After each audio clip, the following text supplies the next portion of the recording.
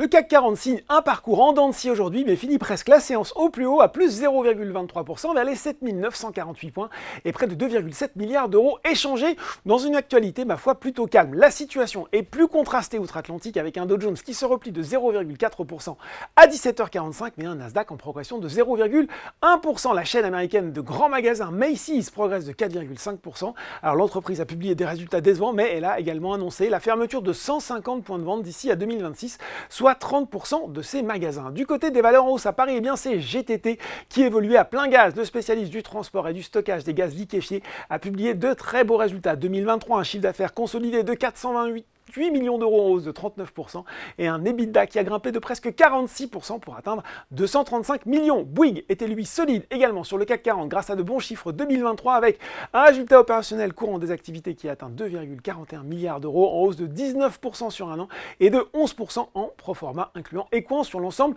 de 2022 sur le SBF 120. Clariane et Plastic Omnium sont également bien orientés. Du côté des valeurs en baisse sur le SBF 120, c'est SEB qui était le plus à la peine.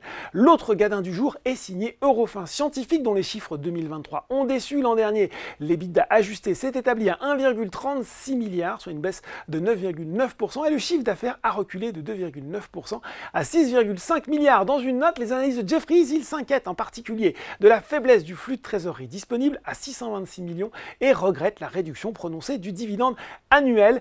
Edenred aussi est pénalisé, le groupe qui a publié un résultat net de 267 millions en baisse de 30,8% en raison d'une amende de 158 millions d'euros réglés en 2021 à l'autorité de la concurrence, mais imputée au compte de 2023, la Cour d'appel ayant confirmé la sanction l'année dernière sur le SRD.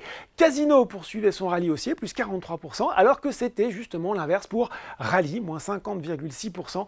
À l'issue de la restructuration du distributeur, Rallye détiendra environ 0,1% du capital de Casino et en perdra donc le contrôle dans la mesure où cette perte du contrôle constitue un cas d'exigibilité anticipée des financements conclus par Rallye dans le cadre des offres de rachat lancé en 21 et 22 sur sa dette non sécurisée. Il sera donc en cessation des paiements à compter de la date de réalisation de la restructuration financière de Casino. En conséquence, il sollicitera alors la résolution de son plan de sauvegarde et l'ouverture d'une procédure de liquidation judiciaire. Voilà, c'était un peu long, mais il fallait l'expliquer dans le détail. En attendant, c'est tout pour ce soir et n'oubliez pas, tout le reste de l'actu éco et finance est sur Boursorama.